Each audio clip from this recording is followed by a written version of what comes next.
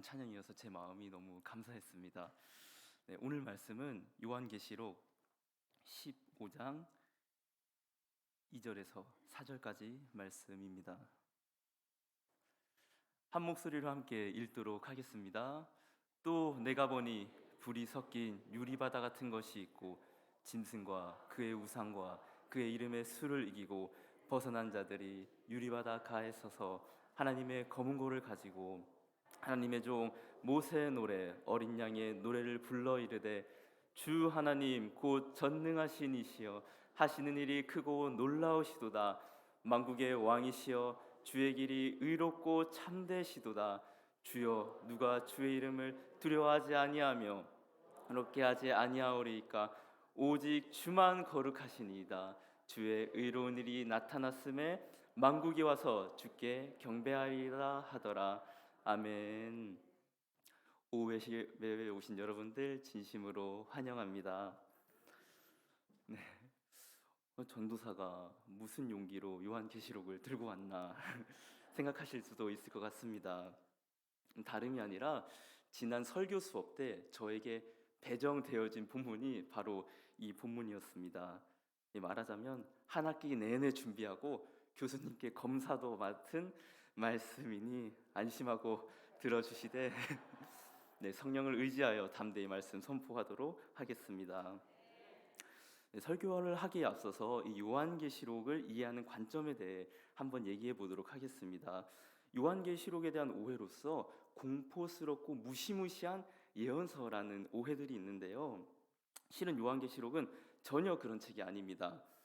하나님께서 시공간을 초월한 영원 속에서 작정하신 일, 즉 그리스도를 통하여서 교회는 승리한다라는 이 작정을 사도 요한에게 이미지로 보여준 책이라는 것이죠. 오늘 저희가 읽은 본문에는 성도가 승리의 찬송을 부르는 장면이 나오는데 이는 교회가 결국 승리의 찬송을 부르게 될 것이다라는 예언이기도 하지만 그보다는 이미 교회가 승리하였다는 하나님의 그 크신 작정이 땅 가운데로 침투하여 들어온다고 이해하는 것이 요한계시록을 더 깊게 받아들일 수 있을 것입니다. 오늘 말씀을 통해 확정된 승리에 동참하여 승리의 찬송을 부르는 저와 여러분들 되기를 소망합니다. 오늘 본문 15장은 전형적인 샌드위치 구조입니다. 성경에 자주 등장하는 구조인데요. 말하자면 글의 시작과 끝이 빵에 해당하는 내용이라면 가운데가 햄에 해당하는 내용이라는 것이죠. 이 샌드위치를 한 입에 먹어야 맛을 제대로 느낄 수 있듯이 이 본문 또한 앞과 뒤, 가운데를 한 번에 읽어야 본문을 제대로 맛볼 수 있습니다. 우선 양끝으로 어떤 내용들이 기록되어 있는지 살펴보겠습니다. 먼저 위쪽 빵에 해당하는 1절을 한번 읽어보도록 하겠습니다. 읽겠습니다. 또 하늘에 크고 이상한 다른 이적을 보매 일곱 천사가 일곱 재앙을 가졌으니 곧 마지막 재앙이라. 하나님의 진노가 이것으로 마치리로다. 아멘. 여기에 마지막 재앙이라는 말이 나오죠. 요한계시록에는 인해재앙, 나팔재앙, 대접재앙 이렇게 세 가지 재앙이 기록되어 있습니다. 그중 오늘 본문 15장에는 마지막 재앙인 대접재앙의 시작이 기록되어 있기 때문에 마지막 재앙이라 얘기를 하는 것이죠. 아래쪽 빵의 내용도 보겠습니다. 7절을 한번 보면요. 읽겠습니다. 내 생물 중에 하나가 영원토록 살아계신 하나님의 진노를 가득히 담은 금대접 일곱을 그 일곱 천사들에게 주니. 아멘. 이 5절에서 8절까지가 밑에 빵에 해당하는 내용입니다. 이 마지막 대접 재앙이 시작되기 전 하나님의 진노를 담은 금 대접을 받은 천사들이 성전으로부터 나오는 장면이 나옵니다. 이 금 대접은 계시록 5장에서 이미 나왔었는데요. 계시록 5장 8절을 보면요. 제가 읽겠습니다. 향이 가득한 금 대접을 가졌으니 이 향은 성도들의 기도들이라. 즉 금 대접에 담긴 향은 성도의 기도인데 오늘 본문에서는 이 대접을 하나님의 진노가 가득 담은 대접이라고 합니다. 즉 성도들의 기도가 하나님의 진노로 바뀌어서 재앙으로 땅에 쏟아진다는 것이죠. 그렇다면 성도들이 어떤 기도를 드렸기에 하나님께서 진노의 대접을 쏟는다고 했는지 우리는 당시 초대교회 성도들의 상황을 알아봐야 합니다. 이 당시 초대교회 때는 상업조합인 길드라는 것이 있었습니다. 이 길드는 단순히 상업적 이익과 권리를 넘어 사회생활의 중심적인 역할을 했습니다. 문제는 이 길드에 속한 사람들은 수호신을 숭배해야 되는 행사에 무조건 참여를 해야 했습니다. 이 초대교회 성도들은 이러한 우상 숭배를 거부했기 때문에 길드를 탈퇴하거나 퇴출당했습니다. 물론 이로 인해서 사회적, 경제적으로 큰 어려움과 압박을 당했습니다. 그뿐만 아니라 황제 숭배도 점점 더 심해졌는데요. 이때 황제가 도미티안이라는 황제인데 이 도미티안 황제가 동전에 자기 얼굴을 집어넣습니다. 그만큼 우상화가 심했다는 것이죠. 황제 숭배에 참여하지 않은 초대교회 성도들은 많은 핍박을 받았습니다. 여기에 더해서 유대인들도 초대교회를 굉장히 어렵게 했습니다. 사면으로 우겨쌈을 당한 이 초대교회 성도들은 다음과 같은 기도를 드릴 수밖에 없었습니다. 요한계시록 6장 10절 말씀을 함께 읽어보도록 하겠습니다. 큰 소리로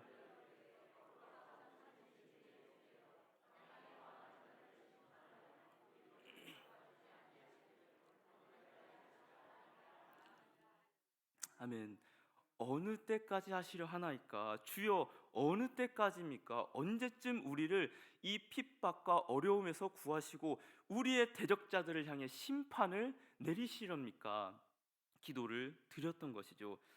이에 주님께서는 성도들의 기도를 들으시고 하나님과 성도들을 대적하는 사단을 향해 진노의 심판을 내리시는 것이 바로 이 금대접에 담긴 하나님의 진노인 것입니다. 사랑하는 여러분, 주님께서는 이렇듯 우리의 기도를 반드시 응답하시는 분이십니다. 또한 심판하시고 보응하시는 분이십니다. 이 공의로우신 하나님을 신뢰하는 저와 여러분 되기를 소망합니다. 정의가 무너진 이 땅에 스스로 보복을 하는 것이 아니라 하나님의 공의 심판을 맡기고 의지하는 저와 여러분 되기를 소망합니다.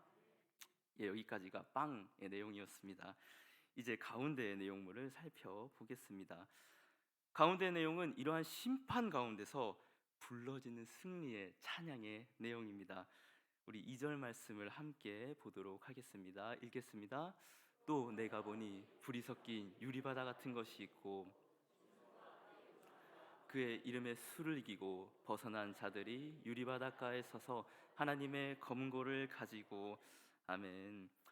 여기에 유리바다라는 말이 나오는데요. 이는 계시록 4장 6절에 나오는데 하나님의 보좌 앞을 가리킵니다. 불은 요한계시록에서 항상 하나님의 심판을 가리키는 은유로 사용합니다. 즉 합쳐서 이해하면 불이 섞인 유리바다 가에 서 있는 모습은 이 불 심판을 받지 않는 유리바다 가에서 하나님의 거룩한 보좌 앞에 찬송을 드리는 성도의 모습을 하나님께서 보여주신 것이죠. 그런 성도들이 짐승과 그의 우상과 그의 이름의 수를 이긴 자들이라고 나오는데요. 이 짐승은 계시록 13장에 먼저 나온 내용입니다. 13장 1절을 보면요, 제가 읽겠습니다. 내가 보니 바다에서 한 짐승이 나오는데 뿔이 10이요 머리가 7이라. 그 뿔에는 10 왕관이 있고 그 머리들에는 신성 모독하는 이름들이 있더라. 여기에 짐승은 하나님을 모독하고 우상 숭배하도록 만드는 사단적 세력을 상징합니다. 뿔이 10, 머리가 7, 이것은 다른 것이 아니라 이 숫자 7은 요한계시록에서 완전함을 나타냅니다. 즉 겉으로 보기에는 이 짐승이 너무나도 강력하고 완벽해 보인다는 거예요. 그런데 이 짐승의 수가 저희가 너무 잘 들었듯이 666, 666이라고 합니다. 이거는 베리칩 그런 게 아니라 이 짐승이 아무리 하나님을 모방하여서 강력하고 완전해 보일지라도 7에 도달할 수 없는 존재들, 6밖에 될 수 없는 불완전하고 불가능한 사단적 존재임을 요한계시록에서 나타낸 것입니다. 그리고 이 짐승이 바다에서 나왔다고 하는데, 이 요한계시록에서 바다는 악의 출처, 악의 이미지로 사용이 됩니다. 즉 성도들은 이런 짐승들이 나오는 바다와 대조적으로 하나님의 거룩한 보좌 앞 수정과 같은 맑은 유리 바다에서 하나님을 찬송하는 자들이라는 것이죠. 여러분, 이 놀라운 대조를 머릿속으로 한번 그려 보시길 바랍니다. 땅에서는 하나님의 진노의 대접이 쏟아지고 있고, 그렇지만 하늘에서는 하나님의 성도들이 심판의 불의 영향을 받지 않는 가운데서 그 거룩한 보좌 앞, 유리 바다와 같은 보좌 앞에서 찬송을 드리고 있는 이 대조적인 장면을 머릿속에 그려 보시길 바랍니다. 이를 통해 하나님께서는 교회에게 말씀하고 계시는 겁니다. 교회야, 너희는 사단과 짐승의 핍박과 유혹을 이기고 이미 나의 보좌 앞에서 승리의 찬양을 부르고 있는 자들이다. 그러니 담대하라. 끝까지 믿음의 선한 싸움을 싸워라. 교회들에게 외치고 계신 것이죠. 사랑하는 여러분, 저희는 이처럼 승리가 확정된 백성들입니다. 이미 하나님의 계획 속에서 우리는 승리의 찬송을 부르고 있는 자들입니다. 그렇게 이 땅에서도 승리의 찬양을 부르며 승리하신 그리스도를 의지하여 사단의 유혹과 핍박을 이겨내는 저와 여러분들 되시길 소망합니다. 그렇다면 그렇게 우상을 이긴 성도들이 어떠한 찬양을 부르고 있는지 이어지는 3절 말씀을 한번 함께 읽어보도록 하겠습니다. 읽겠습니다. 하나님의 종 모세의 노래.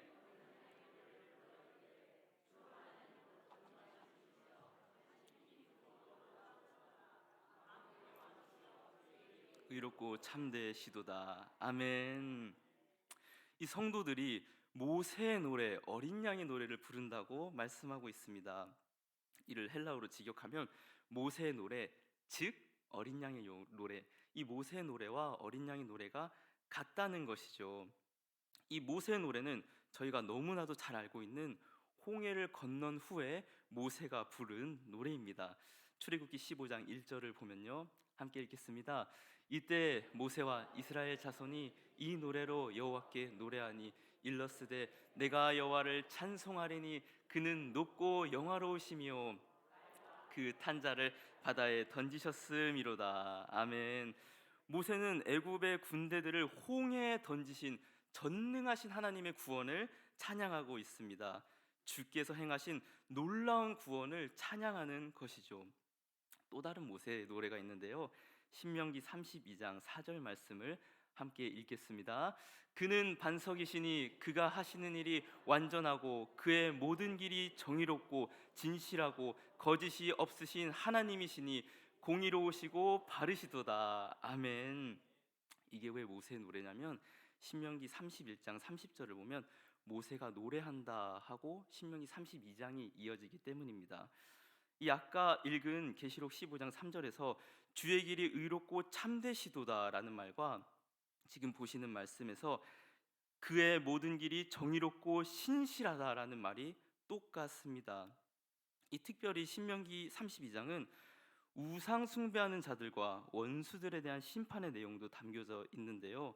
그런 면에서 이 승리의 찬송은 애굽, 즉 사단적 세력에게는 심판의 노래이지만 성도, 하나님의 백성인 저희들에게는 승리의 노래가 된다는 것이죠. 그렇다면 이것이 어린 양의 노래와 어떻게 연결이 되느냐? 이스라엘이 애굽에서부터 구원받은 후 바다를 가르신 하나님을 찬송하듯이 교회는 바다의 짐승을 물리치신, 사단을 물리치신 그리스도로 말미암아 하나님을 찬송하게 된 자들입니다. 또한 동시에 하나님께서 이스라엘을 박해한 원수 나라들을 징벌하듯이 교회를 대적하는 사단적 세력을 예수 그리스도께서 모두 심판하심으로 교회는 영원히 승리의 찬양을 부르는 자들이 되었습니다. 이 노래의 중심에 누가 서 계십니까? 예수 그리스도, 즉 하나님께서는 크신 구원을 그리스도를 통해 이루시고 이루어 가심을 나타내십니다. 그렇게 예수 그리스도를 통해 모세의 노래가 어린 양의 노래, 지금 저희가 찬양을 하는 승리의 노래로 이어진다는 것이지요. 이제 이 승전가의 클라이맥스를 살펴보도록 하겠습니다. 저희 4절 말씀을 한 목소리로 읽도록 하겠습니다. 주여, 누가 주의 이름을 두려워하지 아니하며 영화롭게 하지 아니하오리이까? 오직 주만 거룩하시니이다. 주의 의로우신 일이 나타났음에 만국이 와서 주께 경배하리다 하더라. 아멘.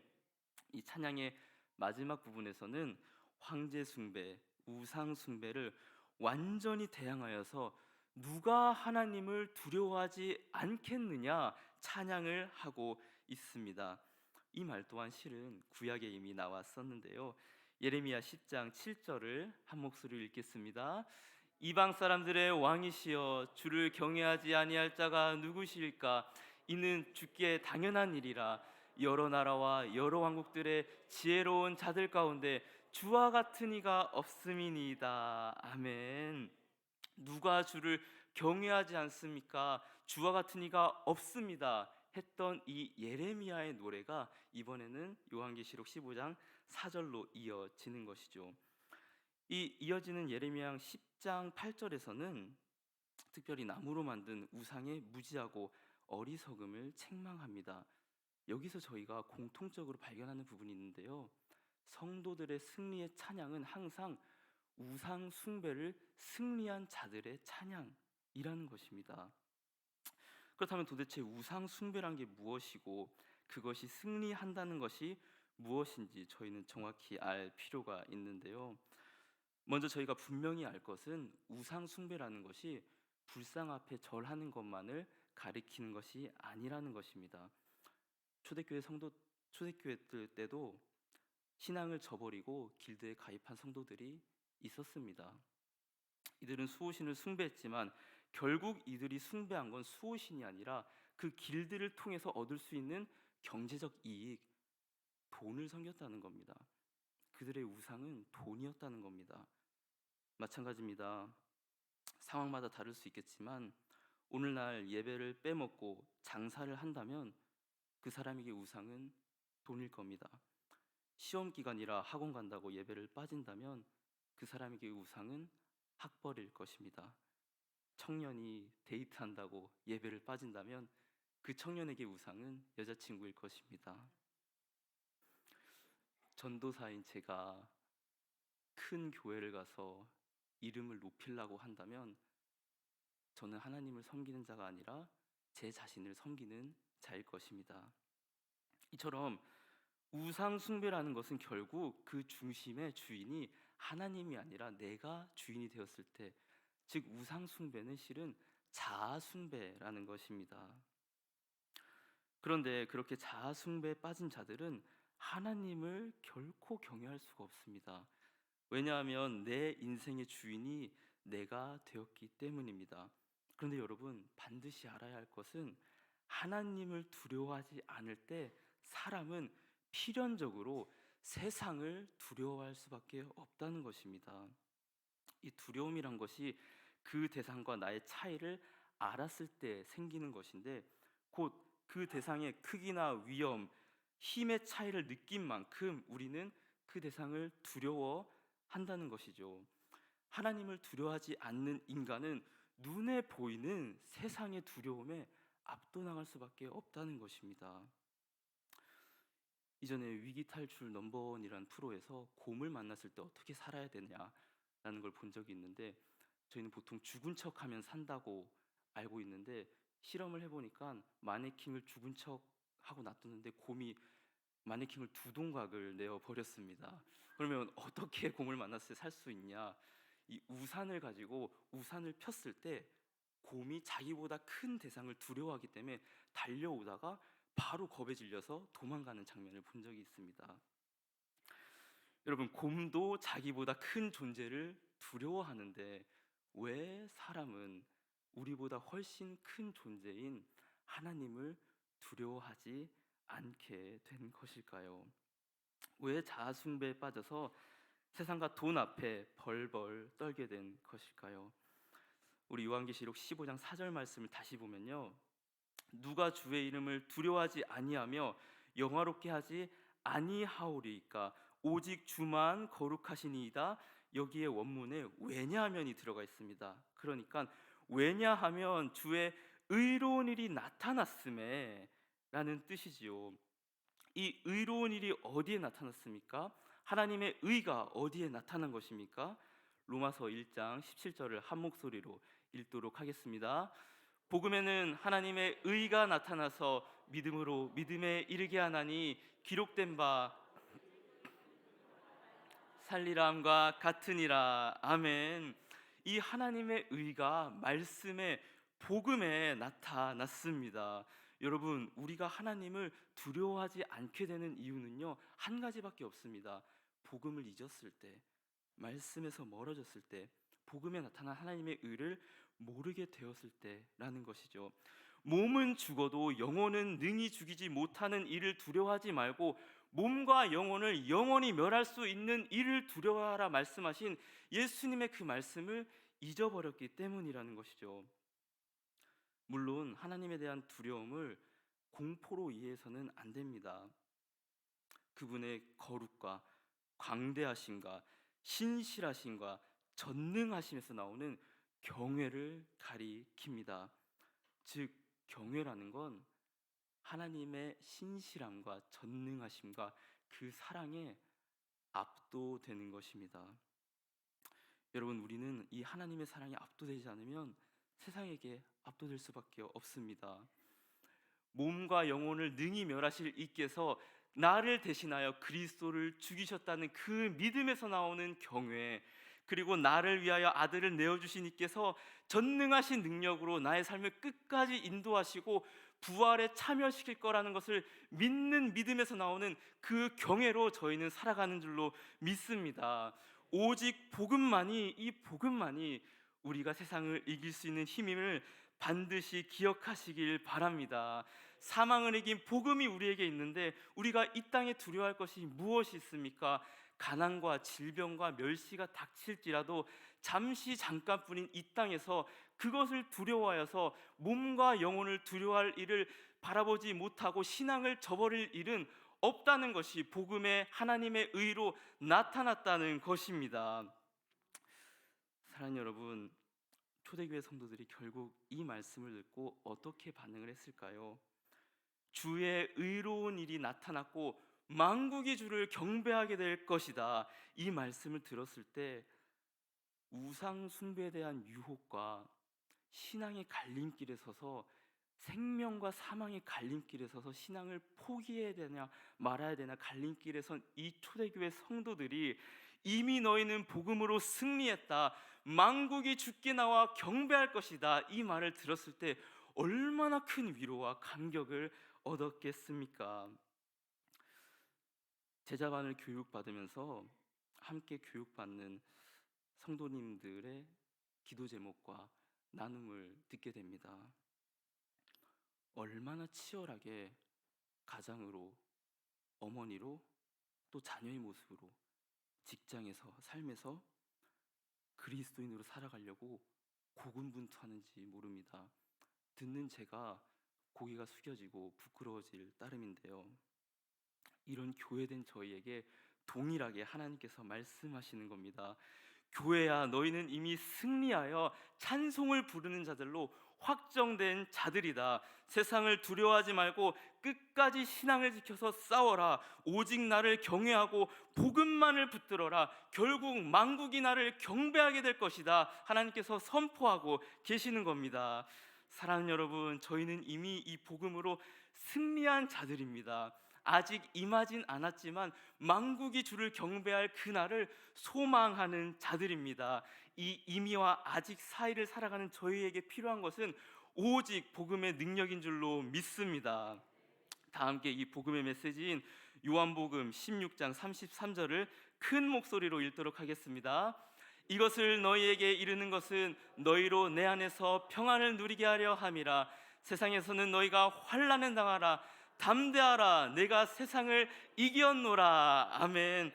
담대하라, 내가 세상을 이겼노라. 아멘. 담대하십시오. 그리스도께서 세상을 이기셨습니다. 교회의 머리 되신 그리스도께서 세상을 이기셨듯이 그리스도의 몸된 교회 또한 세상을 이길 것이고 반드시 확정된 승리를 얻을 것입니다. 승리의 찬송을 부르며 세상의 유혹과 핍박을 담대히 이기며 승리의 찬양을 담대히 선포하는 저와 여러분들 되기를 소망합니다. 기도드리시겠습니다. 하나님 감사합니다.